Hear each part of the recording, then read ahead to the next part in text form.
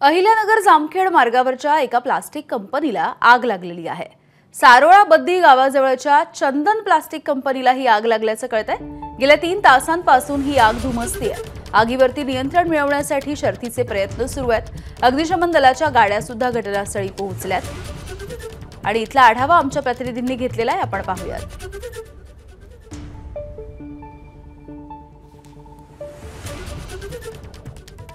अहिल्यानगर पासून जवळच असलेल्या सारोळा बद्दी येथील चंदन प्लास्टिक कंपनीला जे आहे सकाळी 10 वाजल्याच्या सुमारास आग लागल्याची घटना घडलेली आहे। आणि आता आपण जर बघितलं तर आगीचे लोट जर बघितले तर हे जाताना आपल्याला पाहायला मिळत आहे। तब्बल 2 ते 3 तासापासून ही आग लागलेली आहे आणि आगीची माहिती मिळाल्यानंतर जर बघितलं तर MIDCचे अग्निशमन बंब असतील, त्याचबरोबर अहिल्यानगर मनपाचे जे आहेत अग्निशमन विभागाचे बंब जे आहेत तर ते दाखल झालेले आहेत। अतिशय भीषण अशी खरं तर आग आहे।